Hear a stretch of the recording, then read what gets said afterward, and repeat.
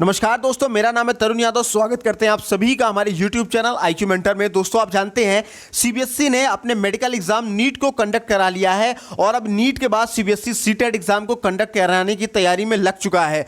और इसी को ध्यान में रखते हुए हम आप लोगों के लिए सीटेट सुपर 30 सेशन लेकर के आए हैं, जिसमें हम आपको 30 इंपॉर्टेंट क्वेश्चन करवाया करते हैं। ये वो इंपॉर्टेंट क्वेश्चन होते हैं जिनके आपके एग्जाम में आने की पॉसिबिलिटीज सबसे ज्यादा हुआ करती है। और इन 30 क्वेश्चनों का अगर आपने सही जवाब दे लिया तो आप सीटेट में 120 प्लस मार्क्स स्कोर करके ले आएंगे। हम सीडीपी के इन 30 क्वेश्चनों को करना शुरू करेंगे। एक एक क्वेश्चन को ध्यानपूर्वक रखिएगा और एक एक क्वेश्चन को नोट करते हुए या स्क्रीनशॉट लेते हुए चलेगा। हर एक क्वेश्चन बहुत ज्यादा इंपॉर्टेंट है, तो चलिए शुरू करते हैं। तो दोस्तों, हमारा पहला क्वेश्चन कहता है कि अपने चिंतन में अवधारणात्मक परिवर्तन लाने हेतु शिक्षार्थियों को सक्षम बनाने के लिए शिक्षक को 4 ऑप्शन है, उन बच्चों को पुरस्कार देना चाहिए जिन्होंने अपने चिंतन में परिवर्तन किया है। बिल्कुल नहीं, गलत है।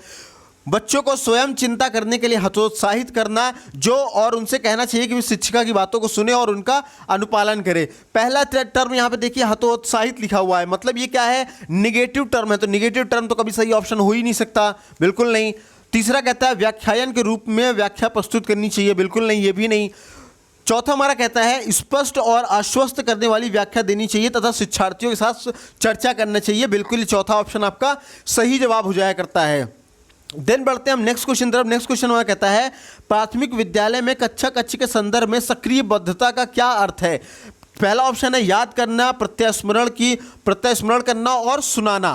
ठीक है। दूसरा ऑप्शन क्या कहता है? शिक्षक का अनुकरण और नकल करना। बिल्कुल नहीं, गलत है, पहला भी गलत है। चौथा कहता है शिक्षक द्वारा दिए गए उत्तरों की नकल करना। बिल्कुल नहीं, उत्तर की नकल तो आप कर ही नहीं सकते हो, ये भी गलत होगा। चौथा कहता है जांच पड़ताल, प्रश्न पूछना और वाद विवाद करना। ये क्या है दोस्तों? ये सही जवाब है। प्राथमिक विद्यालय में कक्षा कक्ष के संदर्भ में सक्रिय बद्धता का अर्थ होता है जांच पड़ताल, प्रश्न पूछना और वाद विवाद करना। अब बढ़ते हमारे नेक्स्ट क्वेश्चन तरफ। नेक्स्ट क्वेश्चन हमारा कहता है बच्चे तब सर्वांगीण सृजनशील होते हैं जब वे गतिविधि में भाग लिया करते हैं। 4 ऑप्शन है दोस्तों इसमें भी। क्या पहला है शिक्षक की डांट से बचने के लिए? नहीं, बिल्कुल गलत बात। दूसरों के सामने अच्छा करने के दबाव में आकर? बिल्कुल नहीं।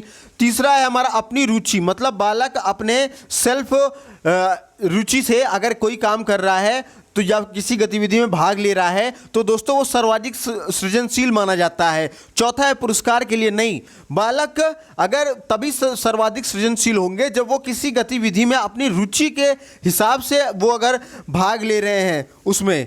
ठीक है, तो मतलब ऑप्शन नंबर 3 जो हो जाएगा वो आपका सही जवाब हो जाया करता है। देन हमारा नेक्स्ट क्वेश्चन कहता है भारत में अधिकांश कक्षाएं बहुभाषी होती है, तो शिक्षक द्वारा डैश के रूप में देखा जाना चाहिए। तो दोस्तों, भारत में जो अधिकांश कक्षाएं बहुभाषी होती है तो इसे शिक्षक के द्वारा संसाधन के रूप में देखना चाहिए, ना कि परेशानी, ना कि समस्या, ना कि बाधा। ठीक है, उसे संसाधन के रूप में शिक्षक को देखना चाहिए। देन बढ़ते हमारे नेक्स्ट क्वेश्चन तरफ। नेक्स्ट क्वेश्चन दोस्तों हमारा कह रहा है कि शिक्षार्थियों द्वारा की गई गलतियां और त्रुटियां।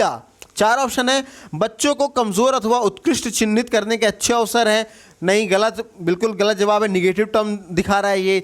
शिक्षक और शिक्षार्थियों की असफलता की सूचक है। नहीं, ये भी निगेटिव टर्म दिखा रहा है। बिल्कुल नहीं।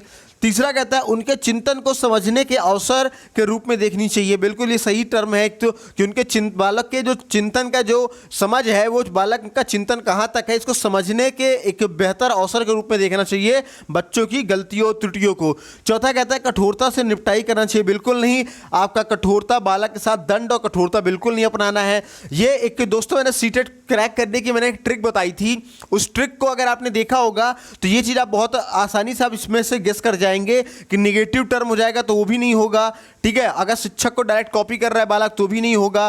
ठीक है, बालक को दंड नहीं देना है, ये ट्रिक में मैंने आपको बताया था। चौथा कहता है ये जो तीसरा ऑप्शन हो जा रहा है हमारा, वो सही जवाब हो जा रहा है कि बालक को उनके चिंतन के समझने के अवसर के रूप में देखनी चाहिए। अगर आपने नहीं देखा हमारे सीटेड ट्रिक्स को तो आप उसे जरूर देख लीजिएगा। नेक्स्ट हमारा क्वेश्चन कहता है डैश के विचार से बच्चे सक्रिय ज्ञान निर्माता और उन्हें नन्हे वैज्ञानिक है जो संसार के बारे में अपने सिद्धांतों की रचना करते हैं। तो दोस्तों, बच्चों को नन्हे वैज्ञानिक की जो संज्ञा थी ये किसने दी थी? जीन पियाजे साहब ने दी थी। तो ऑप्शन नंबर जो 4 है ये सही हो जाएगा, क्योंकि पियाजे के विचार से बच्चे सक्रिय ज्ञान निर्माता तथा नन्हे वैज्ञानिक है जो संसार के बारे में अपने सिद्धांतों की रचना किया करते हैं।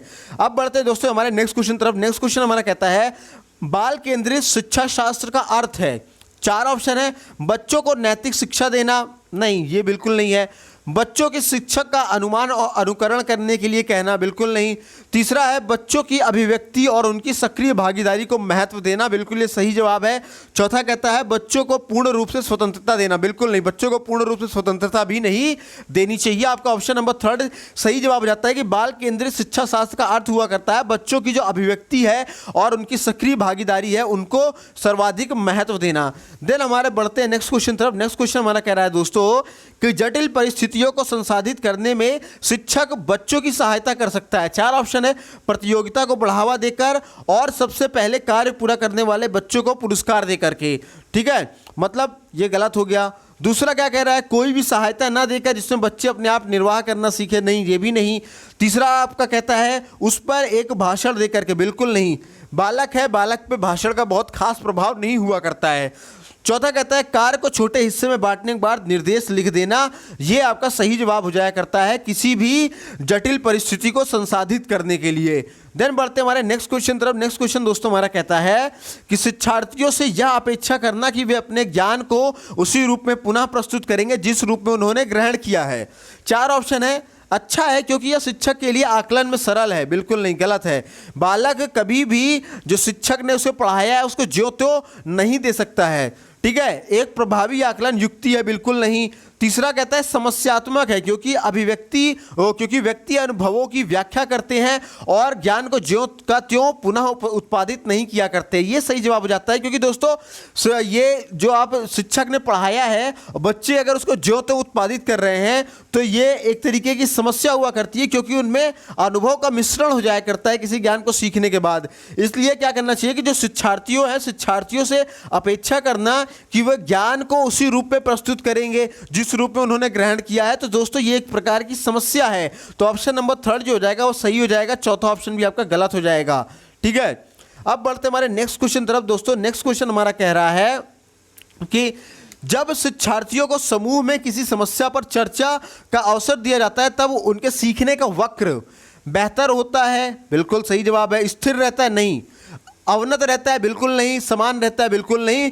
क्या होता है, जब शिक्षार्थियों को समूह के रूप में समस्या पर चर्चा का अवसर दिया जाता है तब उनके सीखने का वक्र दोस्तों बेहतर हुआ करता है। अब बढ़ते हमारे नेक्स्ट क्वेश्चन तरफ। नेक्स्ट क्वेश्चन हमारा कहता है विकास की गति एक व्यक्ति से दूसरे व्यक्ति में भिन्न हुआ करती है किंतु यह एक डैश नमूने का अनुगमन करती है। पहला है एड़ी से चोटी। एड़ी से चोटी मतलब होता है सिफेलोकॉर्डल, ठीक है, ये बिल्कुल नहीं होगा। उसके बाद अव्यवस्थित, बिल्कुल नहीं होगा। तीसरा अप्रत्याशित, बिल्कुल नहीं होगा। चौथा क्या कहता है आपका क्रमबद्ध और व्यवस्थित। तो ये ऑप्शन नंबर 4 जो होता है आपका सही हो जाता है कि विकास की गति एक व्यक्ति से दूसरे में भिन्न हुआ करती है लेकिन यह एक क्रमबद्ध और व्यवस्थित नमूने का अनुगमन किया करती है। अब बढ़ते हैं दोस्तों हमारे नेक्स्ट क्वेश्चन तरफ। नेक्स्ट क्वेश्चन हमारा कह रहा है कि विकास के लिए निम्नलिखित में से कौन सा एक उचित है। विकास के लिए यानी कि डेवलपमेंट के लिए 4 ऑप्शन है दोस्तों कि विकास जन्म के साथ प्रारंभ होता है और समाप्त हो जाता है, नहीं, गलत बात है। विकास जन्म के साथ प्रारंभ तो होता है लेकिन यह आजीवन चलता है उनके मरणोपरांत तक। दूसरा हमारा कहता है सामाजिक सांस्कृतिक संदर्भ विकास के लिए महत्वपूर्ण भूमिका का निर्वाह किया करता है, बिल्कुल सही बात है। तीसरा कहता है विकास एकल आयामी है, गलत बात है। चौथा कहता है विकास पृथक होता है, यह भी गलत है। यानी कि ऑप्शन नंबर जो सेकंड होता है दोस्तों वो आपका सही जवाब हो जाया करता है कि विकास के लिए सामाजिक सांस्कृतिक संदर्भ विकास में एक महत्वपूर्ण भूमिका का निर्वाह करता है। Option number 2 is right. फिर हम बढ़ते हैं नेक्स्ट क्वेश्चन 13 की तरफ। कहता है व्यक्तियों में एक दूसरे से भिन्नता क्यों हुआ करती है। तो बस व्यक्तियों में जो दोस्तों एक दूसरे से भिन्नता होती है ये उनके हेरिडिटी यानी वंशानुक्रम और उनके इन्वायरमेंट पर डिपेंड किया करता है। हर बालक की जो हेरिडिटी है वो एक जैसी नहीं हो सकती है, इस वजह से अलग हुआ करता है। तो 4 ऑप्शन है वातावरण के प्रभाव के कारण, तो सिर्फ वातावरण इसका एक रीजन नहीं हुआ करता है। दूसरा कहता है जन्मजात विशेषताओं के कारण, तो केवल जन्मजात विशेषता रीजन नहीं होता है। तीसरा हमारा कहता है वंशानुक्रम और वातावरण के बीच अन्योन्य क्रिया के कारण, बिल्कुल वंशानुक्रम यानी हेरिडिटी और वातावरण इन दोनों के बीच एक परस्पर अन्योन्य क्रिया हुआ करती है, इससे कारण होता है। तो तीसरा ऑप्शन सही हो जाता है। चौथा क्या कह रहा है प्रत्येक व्यक्ति को उसके माता पिता के जीनों का भिन्न समुच्चय प्राप्त होने के कारण, नहीं, ये गलत जवाब है। तीसरा ऑप्शन आपका सही रहता है वंशानुक्रम और वातावरण के बीच अन्योन्य क्रिया के कारण होता है। हमारा नेक्स्ट क्वेश्चन कहता है दोस्तों कि बच्चों के समाजीकरण में परिवार डैश भूमिका निभाता है। तो दोस्तों ये मैंने आपको पहले ही बताया था, डायरेक्ट बनता हुआ क्वेश्चन है कि बच्चों के समाजीकरण में परिवार मुख्य भूमिका निभाया करता है।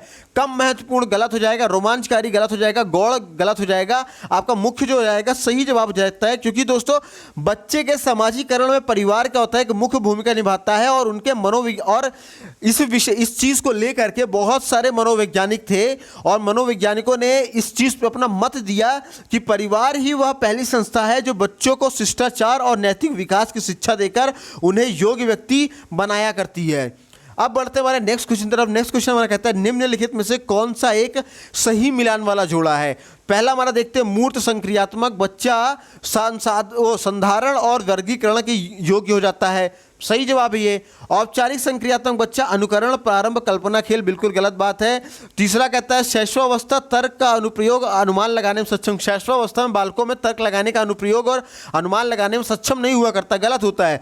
पूर्व संक्रियात्मक बच्चा कहता है हमारा निगमनात्मक विचार। पूर्व संक्रियात्मक बच्चा निगमनात्मक विचार में सक्षम नहीं होता है, यानी कि ऑप्शन नंबर जो फर्स्ट होता है दोस्तों वो आपका सही जवाब हो जाता है। मूर्त संक्रियात्मक बच्चा क्या है, संधारण और वर्गीकरण करने योग्य हो जाया करता है। अब बढ़ते हमारे नेक्स्ट क्वेश्चन तरफ। कहता है एक बच्ची कहती है धूप में कपड़े जल्दी सूख जाते हैं, वह डैश की समझ को प्रदर्शित कर रही है। तो डैश की समझ में क्या है, चार ऑप्शन है। प्रतीकात्मक विचार बिल्कुल नहीं, अहम केंद्रित चिंतन बिल्कुल नहीं, तीसरा कहता है कार्य कारण, बिल्कुल ये सही जवाब है, और चौथा कहता है विपर्य चिंतन। विपर्य चिंतन बिल्कुल नहीं हो सकता है, आपका कार्य कारण हुआ करता है। क्योंकि दोस्तों जो बालिका जब ये कहती है कि धूप में कपड़े जल्दी सूख जाया करते हैं तो मतलब ये है कि उसे कपड़े सुखाने के तरीकों का ज्ञान हो चुका है। अब बढ़ते हैं हमारे नेक्स्ट क्वेश्चन तरफ। नेक्स्ट क्वेश्चन दोस्तों हमारा कहता है कि पियाजे के अनुसार बच्चों का चिंतन वयस्कों से डैश में भिन्न होता है बजाय डैश के।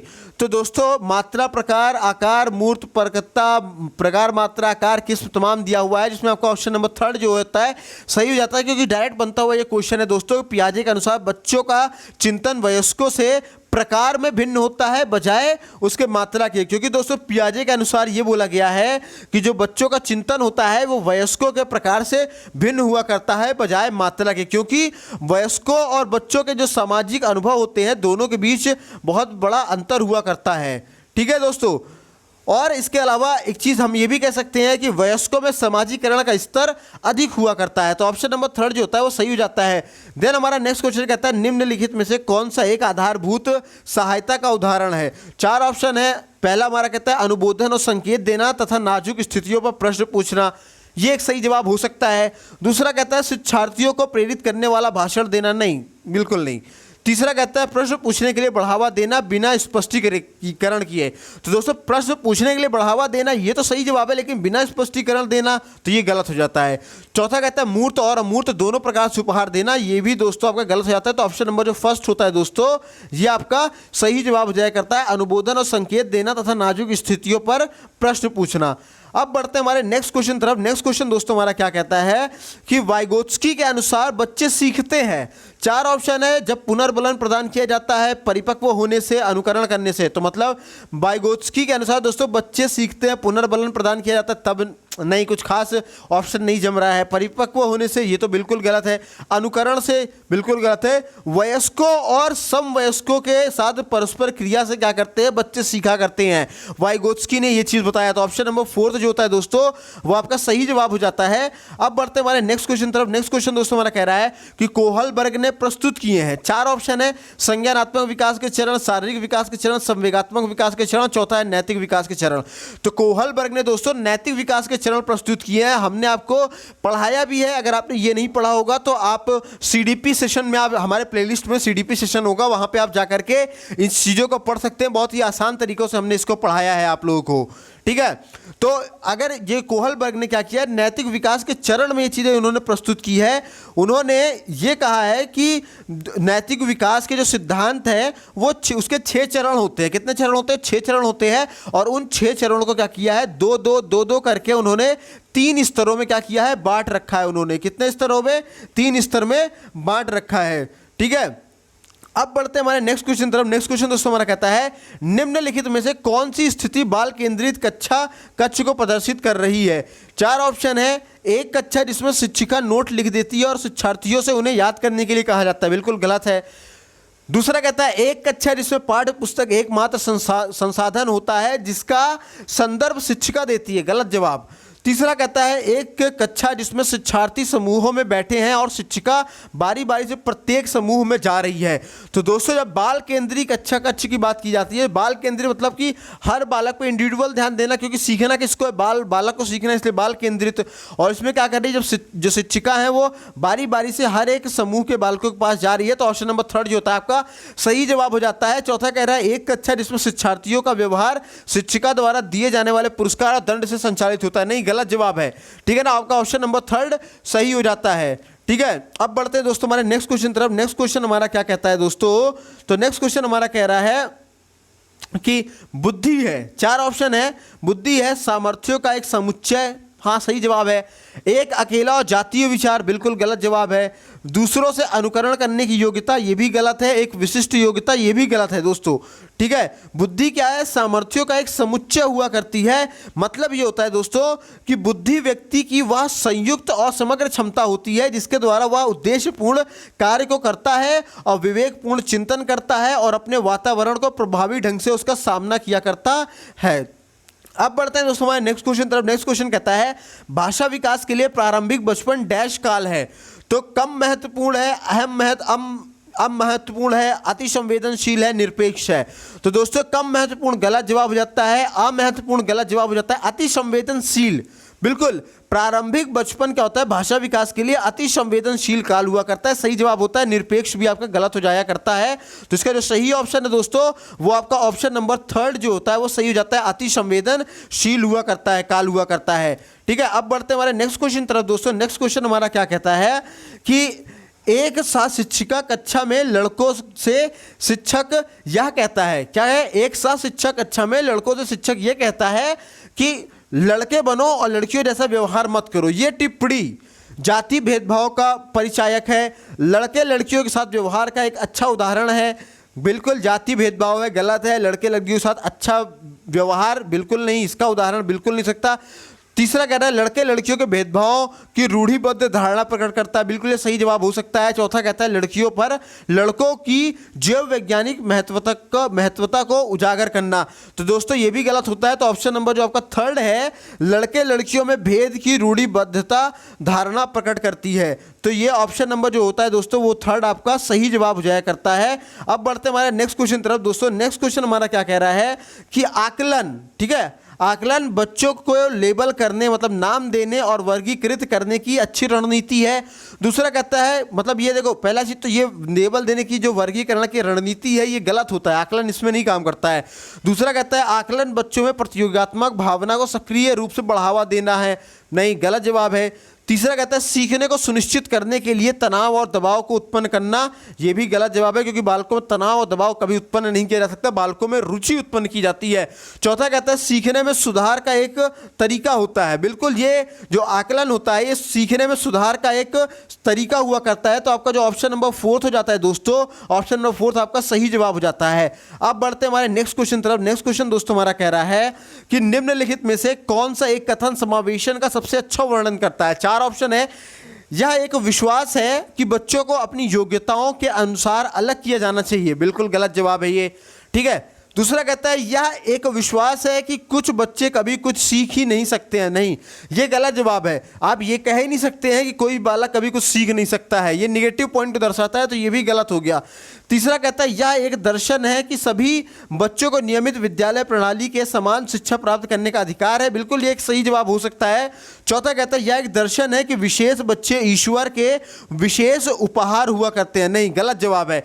तो आपका ऑप्शन नंबर जो 3 होता है वो सही जवाब हो जाया करता है कि यह एक दर्शन है और सभी बच्चे नियमित विद्यालय प्रणाली के समान शिक्षा प्राप्त करने का अधिकार भी रखते हैं। अब बढ़ते हैं दोस्तों हमारे नेक्स्ट क्वेश्चन तरफ। नेक्स्ट क्वेश्चन हमारा क्या कहता है दोस्तों कि वंचित वर्ग की पृष्ठभूमि के बच्चों को शिक्षा प्रदान करने के लिए शिक्षक को चाहिए कि 4 ऑप्शन है, उन्हें बहुत से लिखित कार्य दें, नहीं, गलत जवाब है।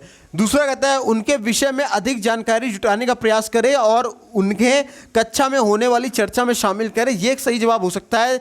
तीसरा कहता है उन्हें कक्षा में अलग बिठाएं, नहीं, गलत जवाब, निगेटिव पॉइंट दर्शा रहा है। चौथा कह रहा है उन पर ध्यान ना दें क्योंकि वे दूसरे शिक्षार्थियों के साथ अंतःक्रिया नहीं कर सकते, ये भी निगेटिव पॉइंट दर्शा रहा है, ये भी गलत जवाब आपका होता है। तो आपका ऑप्शन नंबर सेकंड जो होता है सही जवाब हो जाता है कि उनके विषय में अधिक जानकारी जुटाने का प्रयास करें, मतलब कि उनका बैकग्राउंड क्या है, वो किस वजह से वंचित वर्ग में रह गए हैं, इन सब की जानकारी आप इकट्ठा करें और इकट्ठा करके जो कक्षा में होने वाली चर्चाएं उनमें उनको शामिल करें। ऑप्शन नंबर सेकंड जो होता है दोस्तों वो आपका सही जवाब हो जाता है। तो अब बढ़ते हैं दोस्तों हमारे नेक्स्ट क्वेश्चन तरफ। नेक्स्ट क्वेश्चन हमारा कहता है निम्नलिखित में से कौन सा व्यवहार बच्चे की अधिगम निर्योग्यता की पहचान करता है। चार ऑप्शन है दोस्तों, मनोभाव का जल्दी जल्दी बदलना यानी कि मूड स्विंग होना। दूसरा कहता है अपमानजनक व्यवहार करना, बिल्कुल गलत जवाब है। कहता है बी को डी, वॉस को 100 और 21 को 12 लिखना, नहीं, ये भी क्या है, बच्चों की अधिगम निर्योग्यता की पहचान नहीं करवाता है, गलत जवाब है। चौथा कहता है कम अवधान विस्तार और उच्च शारीरिक गतिविधि, बिल्कुल नहीं दोस्तों, ये भी आपके क्या करता है, बच्चे के अधिगम निर्योग्यता की पहचान नहीं किया करता है। तो ऑप्शन नंबर जो फर्स्ट होता है दोस्तों वो आपका सही जवाब हो जाता है कि जो अधिगम निर्योग्यता की जो पहचान है वो ये है कि मनोभाव का जल्दी जल्दी बदल जाना, बालकों का मूड स्विंग हो जाना, बालकों के मन बार बार उसके बदल जाना ही ये क्या होता है, एक तरीके का अधिगम निर्योग्यता की पहचान कराया करता है। ठीक है दोस्तों, तो आपका ऑप्शन नंबर जो फर्स्ट होता है वो आपका सही जवाब हो जाता है। अब बढ़ते हैं हम नेक्स्ट क्वेश्चन तरफ। नेक्स्ट क्वेश्चन हमारा कहता है कि एक बच्चा जो आंशिक रूप से देख सकता है, आंशिक रूप से मतलब कि दिव्यांग बालक है वो, फिर वो चार ऑप्शन है बिना किसी विशेष प्रावधान के नियमित विद्यालय में डालना चाहिए।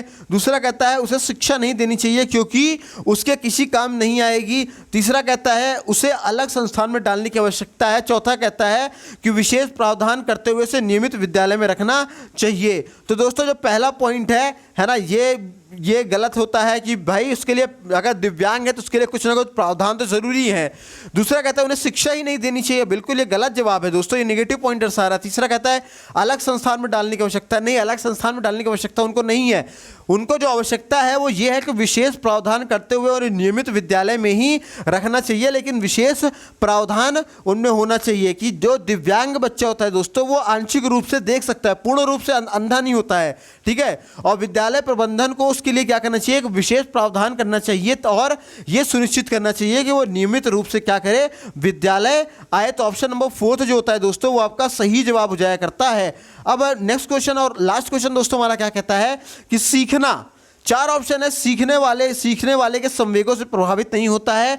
दूसरा कहता है संवेगों से क्षीण संबंध रखता है। तीसरा कहता है सीखने वाले के संवेगों से स्वतंत्र है। चौथा कहता है सीखने वाले के संवेगों से प्रभावित हुआ करता है। तो दोस्तों ऑप्शन नंबर फर्स्ट जो होता है वो आपका गलत जवाब हो जाता है। ऑप्शन नंबर सेकंड भी आपका गलत हो जाता है।